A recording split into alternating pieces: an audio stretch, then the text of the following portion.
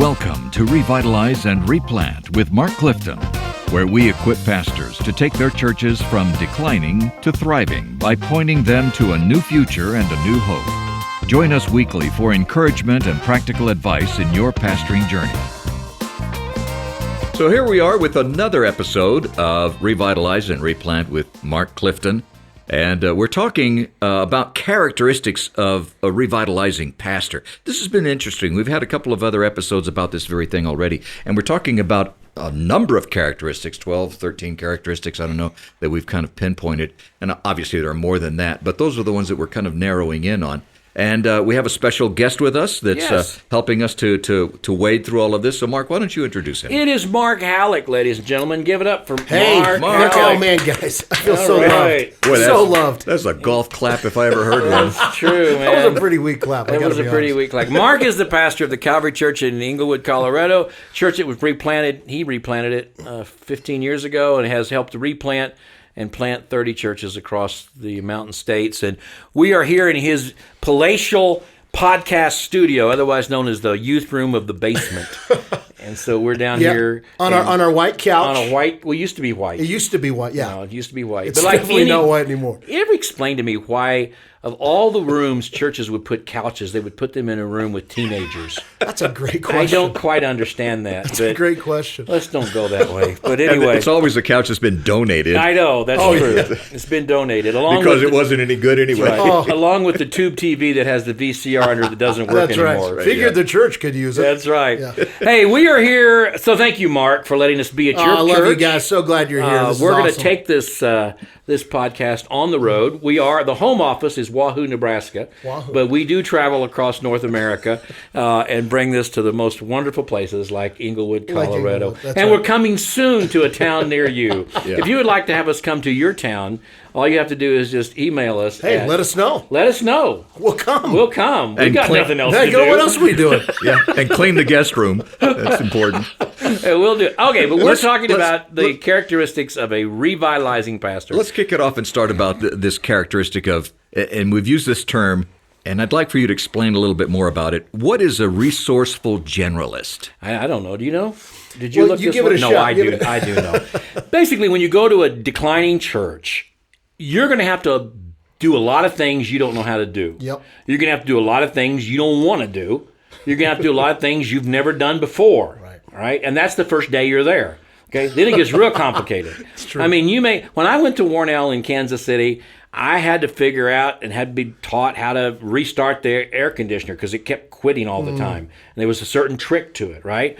I had to learn how to restart the furnace and change the blowers, motors, or whatever. I didn't change the blower mower, change the filters. But there were always problems with the blower mower. It would short out and that kind of thing. I had to learn, the quirks of the toilets and how to deal with those. Totally. And there were times they overflowed and I had to be, we could go on and on and on. That's just the mechanics of the church. And then I had to figure out how to lead music. There was no one there to lead music. And so I had to find some music online that I could use and figure out how I'm going to do it. You cannot be in a revitalizing situation and say, well, I don't know how to do that, so I can't do it. Yep. Or that there's no one else to do that, so we're not going to do it. There are some things that have to be done. Yeah. It's like if you open a business, right? Yeah, you're not going to know everything about how to run that business day one. You're going to learn as you go. Yes. You learn your way into the future, and if you don't know how to do it, you either learn how to do it, or you find someone who can help you do it. That's right. And there's going to be all kinds of things. Listen, there's going to be areas we are gifted in, and there's all kinds of things we're not gifted in. Now, I don't know. We haven't actually talked about this. Are you a fix-it guy? Like, are you good at fixing stuff? Gosh, no. I'm not at all. No. I can't do anything. No, I can't do anything. Yeah, I can't do anything.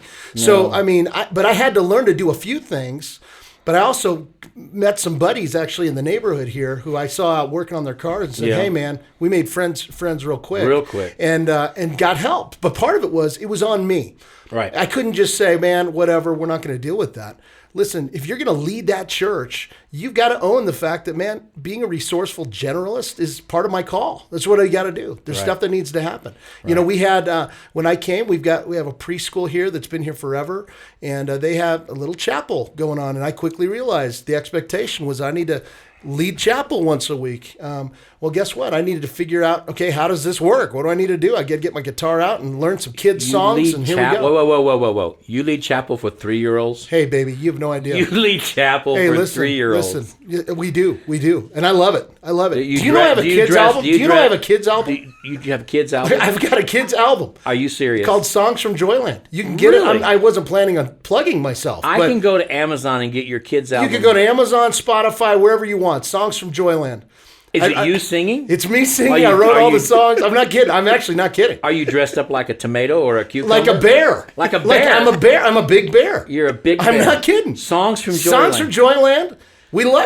Listen, I love. You don't believe me? I'm dead serious. You know, a few weeks ago, I was privileged to interview the Gettys on a podcast. Oh, wow. So now I'm interviewing the bear from the bear from Songs from Joyland. Give it a shot. I did it during COVID, by the way, for our kids ministry. Yeah. Just a way to bless them. But here's the thing. As a pastor, this is another thing. Kids matter. And you got to figure out ways, man, to love on those kids. They do. Kids matter a lot. You know what I'm saying? So anyway. I agree. You got to get creative. That is awesome. I did not know that. Hey, listen. One of the things that you're talking about reminds me of this idea that needs are the mother of opportunity. And so needs aren't a hindrance in your ministry, or the conflicts, like, the plugged up toilet, are not a conflict in your ministry.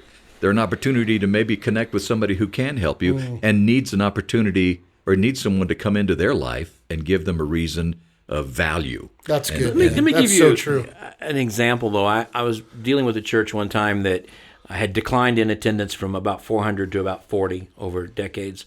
And the neighborhood had changed drastically. And there were actually halfway houses in the neighborhood. And the pastor kept office hours, and they had a secretary. And they were having some difficulties. They wanted me to come and do some consulting with them. And so I went to visit them, and I could tell from the neighborhood, it was a very challenging neighborhood, but the church was locked down like Fort Knox. And I get that in a way, but it seemed very, very cold and unfriendly. And so I hit the button and talked to the secretary and got into the inner sanctum of the security of the building. And the pastor was sweet and kind and in his study. And so we talked about the challenges of the neighborhood and what it means to be in a neighborhood of halfway houses and drug rehabilitation and all that. And he'd been there for a number of years. And he just said, I just don't know how to do that. It's just not. And he said, our people don't know how to do it. As though the fact that they didn't know how to do it was an excuse for it not to be their problem. Totally. And that's what we're talking about. That's what we're talking about. You got to learn how to do it. You got to go. There are all kinds of resources to help you know how to do that, or to talk to other churches who want to help you do that. But just staying behind a locked door in your study saying, man, we just don't know how to do it. That's right. That is not an option. You know what? And at the root of this is a heart posture of humility that says, you know what, Lord, I'm here as your servant. I'm here to serve these people. And even if I'm not good at stuff, God, I want to serve and do what needs to be done. And so we need that to cultivate that humble heart. I had but Dan knows this. Dan and I go back 45 years together, and we've done a lot of things together. Dan knows I used to do puppets. I'm not ashamed of that. Listen, I still have some, don't you? I hope there's some video out there of this. You still have some. I still have some puppets. In fact, I collect ventriloquist dummies. I'll never forget. What do you not collect? I collect everything. That is a little weird. I will never forget the day when the Sears catalog came. I was about 8 years old, and you know how you open it up and you circle what you want. Yeah. And I saw what I wanted. I wanted the Danny O'Day doll with the album on how to be a ventriloquist. That's what you wanted. So I circled it. And I handed it to my dad, who was a pastor and very serious man. Yeah. And so he was, all right, I'll see what you want. And I had dog-eared the page, right? So he went to the page, and I'll never forget the look on his face when he saw the Danny O'Day doll circled. He looked at me, he looked at that, and he just shook his head no, like, there's no way. Probably freaked him out a little bit. Freaked him out. Anyway, a couple of years later, I got one. And listen, chicks dig guys with no, they really don't. But anyway, so I did. But if I'm at a flea market or something and I see a ventriloquist doll, I have to buy it. You got to buy it. But I will tell you this: it is, even though you think it's going to be funny and a good idea, it is not a good idea to put that ventriloquist doll like in the pantry. So when you travel and your wife opens it on that morning that you're gone, and he's staring at her, or worse yet, I actually did this one time. I left and I stuck it in the bed. So when she pulled down the bed after Don't do that. Great way What to does this serve your have to wife do right with there. resourceful Gee whiz. generalist? I have no I'm just idea. trying to figure that out. I have no idea. Oh, puppets. I do Puppets. puppets. Okay. So then I There we go. We're transition. back. We're back, I baby. transitioned from ventriloquist dummies to puppets because thanks to the Muppets, puppets became cool. Okay, All so right? it was. They were cool and at one I point. I actually did puppets. I actually have made money. Like voices and stuff? Yeah, the whole bit. The whole deal. I made money, and I went around and another friend of mine, and we did puppet shows, and birthday parties, and bar mitzvahs, and things like that. So anyway, since I do puppets, Okay. and you dress like a bear and do music, Listen, we can go on the road. This is This is the road, a match baby. made in this is perfect. The Lord's heaven. given us a vision right This now. is Bears and creepy puppets. child evangelism has no idea what's ahead for it. Right And if now. you can add some peppermint stick candy to this, That's right. You've made it. Dan's right. got his thing. Okay, Let's talk we've about- our- Okay, that's right. Let's talk lost about our, this second point that we want to get into. We've already lost our audience. I'm not sure that we gone. can even talk about this That's true. because it's tactical patience. I don't have which time I for have that. a lot with working with you guys.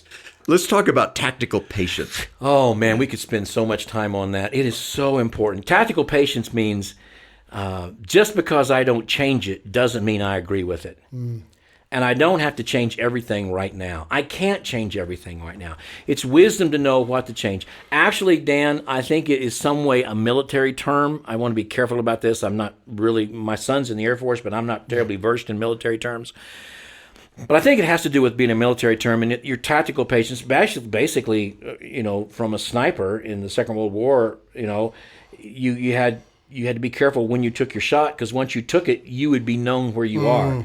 So you had to make sure you didn't waste that, so to speak. Yeah. And so that's a kind of a terrible analogy for church. But basically, if you act too quickly and too boldly on something that doesn't matter, Right. you're not going to be around to act on things that do matter. That's right. That's so right. you have to have that tactical patience. Okay, listen. Let's talk touchdown Jesus for a second. I want to hear about touchdown. Okay, touchdown Jesus. Okay, Here we go. So if you were to come in, and some of you listeners, maybe you've seen this if we've hung out. I just saw it. You just saw it. I just saw Yeah, it. you just saw touchdown I'll Jesus. never get that out of my Okay, head. no, you won't. My mind. Touchdown Jesus is about a 12-foot painting. That's right. Fresh out of like 1973, maybe, Right. of Jesus. Right. Blonde hair, blue eyes, the whole thing. Right. That was on the front wall. The first thing you would see when I came to this church, when you walked in, was touchdown Jesus. And actually, guys and ladies, it really is a picture of Jesus painted, and he does, as he said, he's blonde and blue-eyed, and his hands are up as though he's making the symbol for a touchdown. Right, that's why we call him just touchdown. like Notre Dame. Yeah, that's why we call him touchdown. I mean, Jesus. he's not making that up. He's not being facetious about it. He Jesus with his hands Yeah, that's right, raised. that's right. Like Yeah. it is a touchdown. Yeah, that's right. And let's just say, it's not a painting. I think in my flesh, let's just say I would have preferred probably to take touchdown Jesus down. Okay. Yes. But here's what I knew.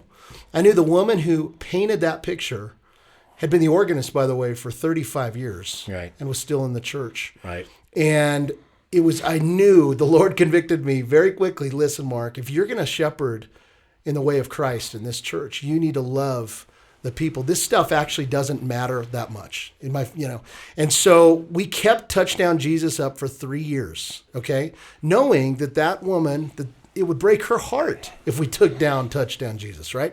It would also tick off probably her family, who made up half the church at that point. And so I can remember we kept touchdown up, and it was just a constant reminder of what the heart of revitalization is about: loving God's people, being faithful with the things He's called us to. And then fast forward, I was blessed to do her funeral, and her sweet family was finally like, listen, thank you for keeping that up, but you can take that picture down. In fact, please do take that down. But I've kept that massive picture of touchdown Jesus in my office every day. It reminds me the heart of revitalization is loving God's people, being wise in patience, being tactical in that. Because listen, not all changes are good changes. And let's be honest, many times we want to make changes because of our pride. That's right. We don't That's want right. our friends and our peers seeing a picture like that in a church we pastor. That's right. So it has to do with our pride. And sometimes God just wants to work on our pride a little bit. Amen. Totally. And so just because you don't change it doesn't mean you agree with it. That's and right. it doesn't mean it's going to always be that way. It's just that this is not the time to change that. Yeah, God's not going to listen. Whether touchdown Jesus stayed up or not, that's not what's going to change this church, right? Right. And so there's this lie we believe that somehow if it looks cool and get some Right. paint, listen, Right. that's all fine. But listen, what you need is the power of God to move. And God's not going to bless a church and leadership that's not of him. And look, we'll do a whole podcast. Kyle, make a note of this. We'll do, if the Lord does not return, and if he does return, Kyle, you go ahead and do it after I'm gone. But we'll do sorry about that. I'm sorry. He's here all week, folks. I'm here all week. That's right. Sure to tip your waiter. If we'll do a podcast, an entire podcast on that at some point in time. On how to how to maintain tactical patience and not move too quickly. Yeah. I think guys really need some help with that in their life. That's good. I hear it all the time. They just don't know how to pace it. That's right. It's pacing. They don't know how to pace it, and they never get it right. Some of them lag too far behind. Yep. They never take down touchdown. That's right. That's right. And some take it down the very first Sunday. Exactly. And man, you just and the other thing I want to do a podcast on is church naming, because some guys put all their credibility as a pastor, and we got to change the name of this church. That's right. And they don't realize how deeply attached people are to that to their name. That's right. And really, again, it may be First Baptist Church, all right? Baptist has a bad name, yada, yada, yada. So we're going to change it to something really unique like Cross Point. And I know there are Cross Point churches out there. Yeah. I'm sorry, I didn't mean to pick that one, but, it's not. But it's true. It's true. And so we think if we just change the name to the Cross Point Jesus the Way Fellowship Church, then all these lost people that have been waiting for a name change, they're going to say, "Oh, now we can go to that church." They don't care what you call it. They don't care at all. No, they don't care at all. And basically, what you do is when you change the name, I had the chance to change the name at Warno Road because there was only 18 people left, and so I did. I changed it to the Church at Brookside. Really? I didn't know that was this. the neighborhood we were in, was Brookside. Okay. So I got the association, the Baptist Association, to give me some money, and we made a big, huge colored banner called the Church at Brookside, and we put it up over the regional sign. And so I was out there taking a picture of this big, huge colored banner, said the Church at Brookside. I had a new website, the Church at Brookside, and above the door of Warno Road Baptist Church, carved in stone, it said Warno Road Baptist Church. And we were actually on Warno Road. Right. And so I'm standing out there and I'm thinking, I'm the biggest idiot in the world. This church has been here since 1921. It's on Warno Road. It says it in the concrete on the door, above the door. Just because I hang a banner out there doesn't change anything. That's right. So I took the banner down and I was done with that. And I thought, you know what? As this church comes back to be a place where God is honored and glorified, I want the community to know that Warno Road came back. I want the name redeemed, not just the building. And so I'm so grateful that now, all these years later, as that church is thriving and doing so well, that Warno Road is still its name. Amen. It's not like, Warno Road had to die. We had to bring in this new trendy name. Yep, I love it. Now, listen, we've taken hits on Calvary. That's As right. we've grown, people are like, why in the world do you keep the name Calvary? Yeah. And I would say, first of all, it's the best name you could have. I mean, Amen. It's the gospel, it's the cross. But also, the biggest thing is this. The last thing I want is to try to be cool and trendy. That's right. And you know what? God loves to use weakness. Yeah. And so, no, let's keep the name Calvary, even though there's Calvary chapels everywhere out here in the West. Right. And watch what God does. Yeah. We'll do a whole podcast on pacing and on name changing, because name changing, Tom Rayner and I always disagreed on that. He really felt like the name change was cool. I never really wanted to do it. It's an opinion. Sure, it's either totally. way. Yeah. But tactical patience is you don't come in there and change the name right away. That can take all of, you can just burn through so much credibility by trying to change the name and get very little in return for it. Yep. Well, and the other thing, too, is the name is also important to the community, even if not just the church, but the community, even if they're not involved in the church. It's still part of their community. Yeah, that's good. Right, Man. it has been for a long time. All right, let's wrap this up. We've been talking about characteristics of a revitalizing pastor. We're going to come back in an upcoming episode and talk more about that, and we hope that you will join us, because lots of good stuff to come, as you've already noted in the past few episodes. Also, we want to encourage you to subscribe to our podcast. Actually, Dan, we want to beg them to subscribe. I was trying to use a pastoral term. It's kind of like, please. Yeah. Please, right now, just please, we need your help. We need your help. Right now. So whatever it takes, please click the button and subscribe to our podcast. And we'll be back at an upcoming episode, and we'll talk more about these characteristics of a revitalizing pastor. And we hope to see you then. Take care. Thanks for joining us today on Revitalize and Replant. This podcast is brought to you by the North American Mission Board, where we help dying or struggling churches regain health for the glory of God and the good of their communities. If you found this conversation helpful, don't forget to subscribe to the podcast on your favorite platform. To learn more about becoming a replanting pastor or to explore resources about revitalization for your own church, visit churchreplanters.com.